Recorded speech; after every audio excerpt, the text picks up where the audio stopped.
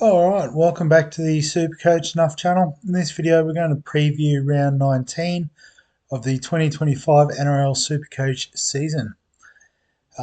So before we talk about my moves for this week, we'll look at the most popular trade-ins, trade-outs and captaincy options. I guess just a quick note, we are doing this on Thursday night. You can probably tell from the lighting. So we don't quite have the latest updates regarding player availability, but we'll do our best to factor all that in. But on the trade out list this week, number one is Sandon Smith. So has been relegated out of the team with the return of Sam Walker. Surprised they didn't go with him as the 14 sort of utility option. They've stuck with Docker Clay there. I think he's definitely done his job for us. He's made 230k this year. We're probably starting to look at locking down a couple of gun hookers for the run home anyway. So, Sandon Smith is definitely one you can chop. Luke Metcalf, unfortunately, done for the season. So, you can absolutely get rid of him this week. Number 3 is King Togia from the Dragons. I think you can definitely trade him out. I guess particularly if you've got him in a halfback slot, there is a lot of better options there. 5'8", there is a couple of different ways you could go there. I guess just to give you a bit of a preview, I'm holding this week. Just because I'm not too sure who I want in that second 5'8" slot. The next 4 all on the bye. And if we have a look, you've got Corey Horsburgh, Tom Starling, Zach Hosking, Lockie Hubner. None of them are keepers, so if you can move to a keeper, I think that's a great move. Billy Smith at number 8, an interesting one given he does have a decent break-even of 25. But you may also want to just cash out and use that money elsewhere, particularly if you've got a pretty strong, 5 or 6 centre wings around him. Joe Tarpany at number 9 is an interesting one. I'd suggest out of everyone on this list, he is probably the hold. And Ethan Strange, I think, is a bit of a hold too. If you've got him at 5'8", I'm not sure who you're bringing in. But I think he is like a borderline keeper. I don't know if I'm going to go there in future weeks, but definitely one in the consideration as a premium or 5'8" option. On the trade-in list this week, so number 1 is Connor Watson. So obviously done with Origin. The Roosters have finished their buys, and he's been playing 80 minutes. I think he's clearly the number 1 hooker in terms of average. So 67.3. Blake Brayley's the next one there with basically 60. So I think Connor Watson is a very good target for this week. Probably rightfully the number 1 target. Ezra Mam at number 2. So I guess a lot of people doing the Strange or LKT trades, or maybe Metcalf as well if you've got him at 5'8" for Ezra Mam. I think he's proved in the past that he has the ability to score. Probably I'm not going to go there myself. I've got other areas I want to prioritise in the team first before I upgrade my second 5'8". Nwanga Nitawase at number 3, and I think he's proven that he is a keeper. You can bring him in if you wish to do so. Nick Meaney, I think, is a trap. He's not playing fullback this week unless Pappenhausen's a late out.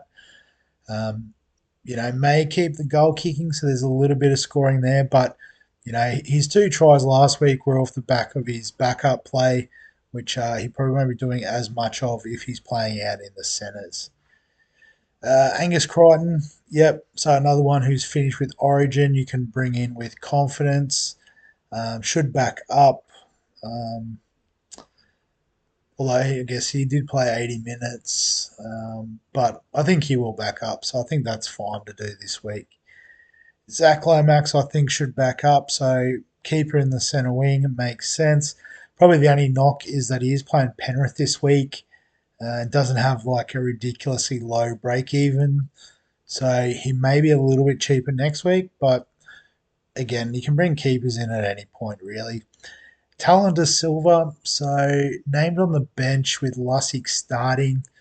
Um, Maybe worthwhile having a look just to see, if it's Lussick might just be on for 25 to take the heat out of it, and then De Silva plays 55. It's probably like a dream scenario. But I guess the -3 break even means you probably do want to make a decision on it this week. Um, but yeah, I've got a couple of guns in line for the hooker spot, so I'm not using one of them on a cheapie at the moment. Speaking of cheap hookers, going. I'm not sure if that's how you actually pronounce it, but the perfect sort of enough pick, particularly if you just want to park someone on your second row bench that you can, swing Connor Watson around with, or maybe a Cam McInnes. I've got Kurt Donahue that also serves in that role. So I'm not looking at that sort of cheap position. I have gone with Kane Bradley so I can access some centre wing, second row flexibility. But other than that, I think I'm pretty well right. Tanner Boyd at number 9. He's got the 7 jersey for Luke Metcalf, but never really been a super coach relevant type pick. You know, you may argue that previously he was at the Titans, which they weren't going to flash. The Warriors are doing pretty well, probably a better forward pack, that sort of thing. But I'm probably steering clear of that. I was very keen if it was going to be Tamari Martin because he has proven it in the past, but a bit of an unknown quantity there, so I'm avoiding. Nathan Cleary, so currently listed in the reserve, hasn't been any news around it, but I would suggest that he's probably going to back up and play. Wanted to shake off the disappointment of Wednesday night's game as quickly as he can.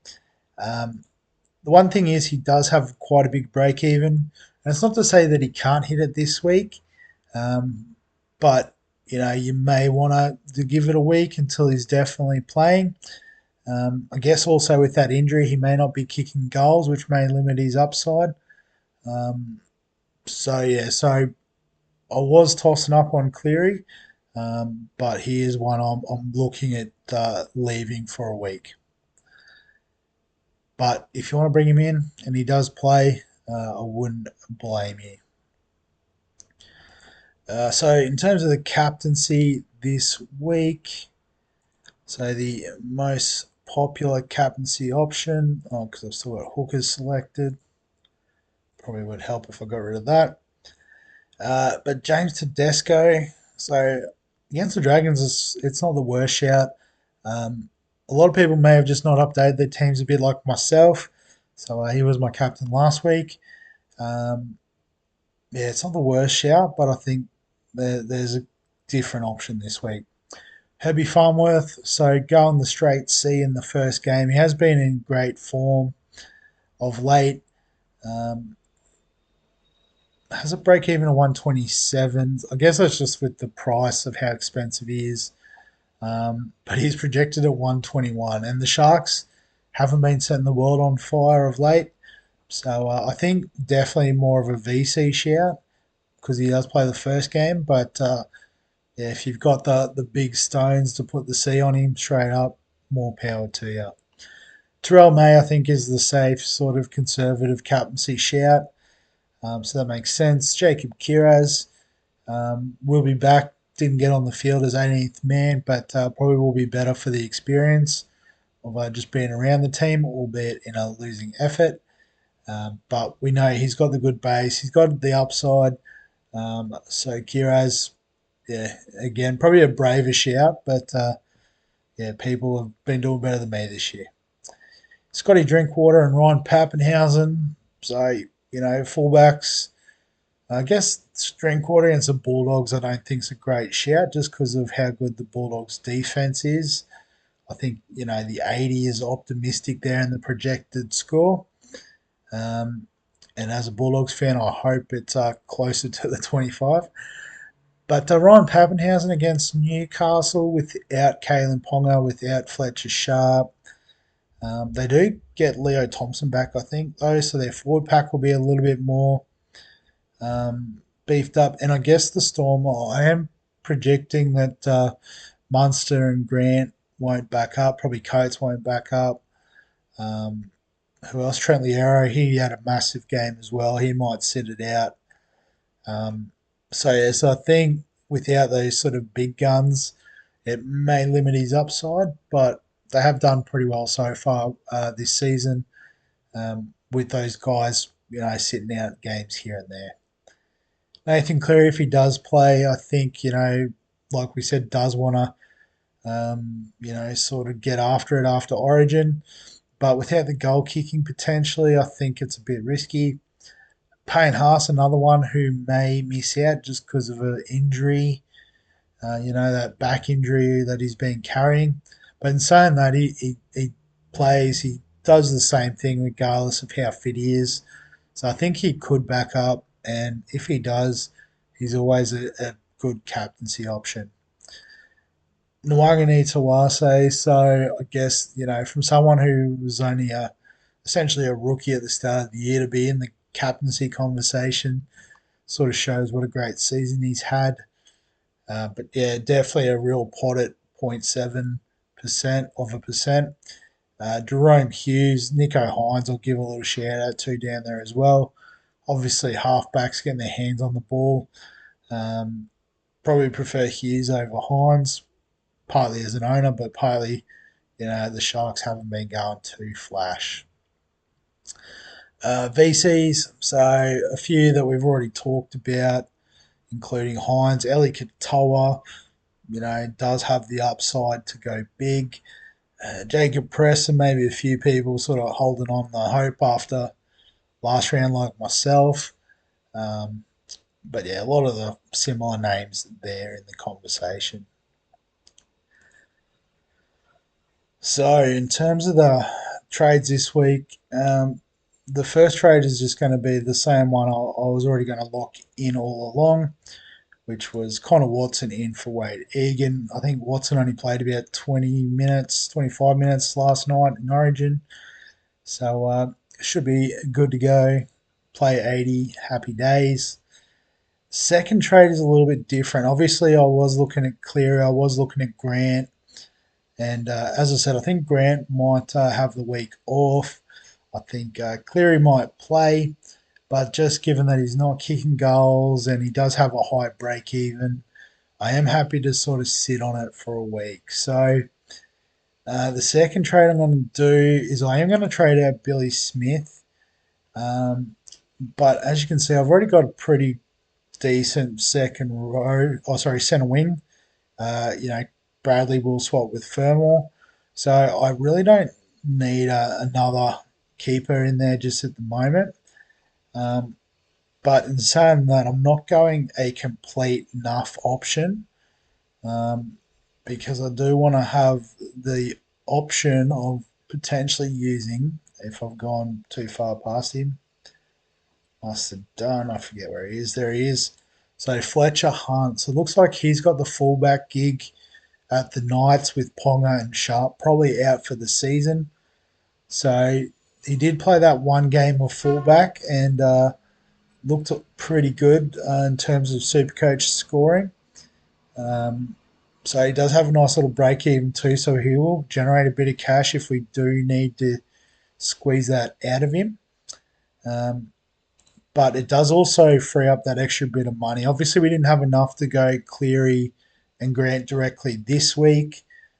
Obviously, we're taking the gamble on Cleary losing a bit of value, but just to sort of shore it up, we'll lock in that move there.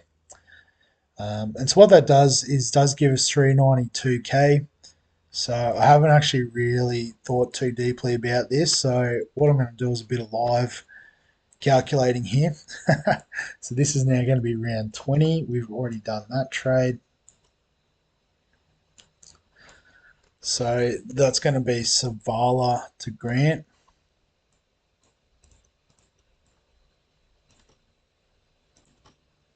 And that'll become 6 injury trades potentially because we may be looking at an extra little 5/8 trade. So what was Cleary again? Make sure we got the numbers right. So 745, 630. So yeah, so 115. So that, that's conservative. We do think we'll have less of a difference if Cleary doesn't turn up this week. Savala to Grant. So break even at 42, but Sam Walker's back, so won't be as much sort of kicking and general play and those sorts of opportunities, I think, for Hugo.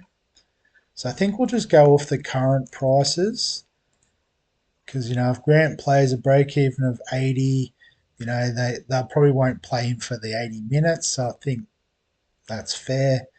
So 594 minus 482. So yeah, that's still about 110 there. So what's that? 225. So the bank, I can't do maths all of a sudden. It's about 160. So I'll just quickly add that up. That's 385. Let's call it 165. So King Togia, so projected to sort of get pretty close. So we'll just call it 390. So LKT 390. So that would then give us a budget of 555 to spend. So if we have a look at the 5/8 options around that price point, so I guess the one I was hoping for was KO Weeks. Obviously the negative 64 break even is really juicy to get on. And it is still possible if, Cleary plays and does really have a low scoring game, or, you know, um, maybe Savala does have one last big game before we give him the flick. But doesn't look like we'll quite get there. Munster's a little bit out of the price range as well. The most popular option too, so we might antipod Munster. Um, Jackson Purdue back in the centres, but against the Bulldogs this week, no thanks. Might not worry. Cody Nikorima is unfortunately out with the hamstring. Tommy Dean's a little bit expensive. Harris DeVita, probably still plays that second banana type role, even with Boyd coming in. AJ Brimson's a little bit expensive, but probably not. Dylan Brown's the interesting one, so might need to get a bit of a update on Mitchell Moses. So I'll just bring the halfbacks in here for a bit as well, if I can find Moses. No, he hasn't played a lot this year. Round 21. So what's Brown's break even? 91. So against Penrith, what's the run like for the Eels? Ooh, tough few weeks coming up for them. And then after that, maybe a little bit better, but not that interested. Uh, Adam Dewey is the goal kicker, but 3 round average of 70 is nice, but season average of 51 is less enticing. Um, I'll get rid of some of these halfbacks. Sexton doesn't need to be on my list. Um, so Blaze Lungy is at the right sort of price. And with Cleary back definitely from next week, it's the draw like. So they've got the Rabbitohs, the Tigers, the Titans. So a good few weeks, but then a really tough sort of run towards the end with Melbourne, Canberra Bulldogs. But I have a look. He scored 63 against Melbourne back in round three, which was, he was still trying to work it out a bit. That was his first game before they dropped him. The Bulldogs 54's okay. Hasn't played the Raiders yet this year, so there you go. And it's at Glen Willow Oval. Okay, so that's not really a home game or an away game necessarily. Combank plays at Ackle. So maybe Talangi.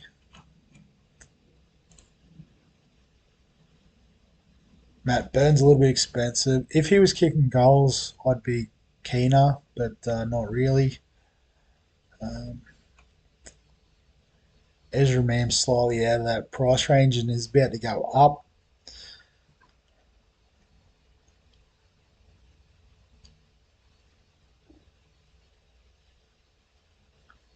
So I think it's going to be Talangi. And then the question is, do we go this week or next week? Because he might be a bit more expensive next week. Yeah, we don't really have a lot of wiggle room, but yeah, I guess if Cleary plays, we have a little bit more wiggle room. So, or do we just wait a week? What price was KO Weeks? Around 18 points. So 578. So we would need Cleary to lose about 30k in value. And what's his projected? So yeah, so if he hits that 77 projection, he'll go pretty close. Alright, so I think we're saving the boost this week. We're gonna have a look. If everything goes our way, it'll be KO weeks will be in there next week. But I guess what we can start to do is shuffle the team around for this week. So we'll put Payne Haas on the bench just because the Broncos play last, and if he is a late out because they want to rest him, I can potentially bring in Karapani as a backup option. So I'll put Tino on. I'm going to put Bo Fermor down here in the centre wing. Swap out Fletcher Hunt. Swap out Karapani.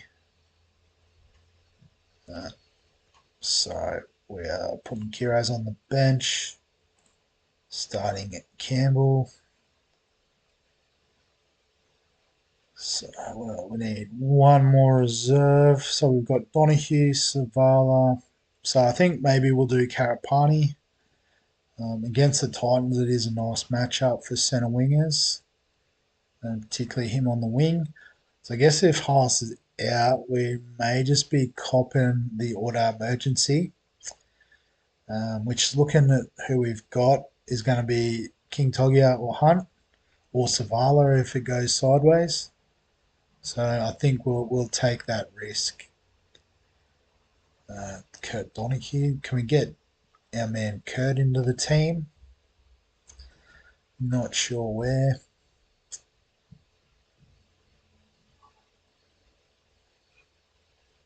Do we play Donahue over Karapani?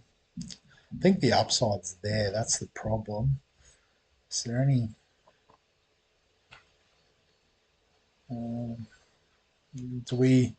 Is it Fermor that sort of is the unlucky one to sit out? Yeah, averaging 67. What's Donahue's 5 round? Yeah, so he's averaging 69 since moving to hooker. Moving to lock, essentially, which is pretty nice. There has been a couple of tries in that though. Whereas Fermor 5 round average of 66.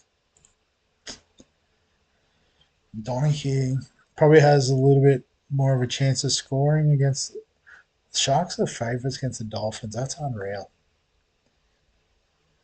They're just basing that off Nicarima being out because, yeah, that doesn't sound right. I guess that's what happens when we get to this time of the year. You got to make some tough calls. So I think I'm going to sit Donahue out, chase some upside, and then VC on Farnworth. I think is a pretty simple option. And then I'm just going to go the safe captain, Terrell May. Nothing too fussy there. Um, and then we'll go from there. Yeah, so I think that's going to be the team. I've probably spent a little bit too much time on this video, but thanks for watching all the way to the end if you're still here, that is. Obviously, if you've got any questions, comments, thoughts, feel free to add them below this video. Give us a like if you enjoy the Supercoach content. Subscribe for all the fantasy sports content on the channel. And other than that, we'll catch you in the next one.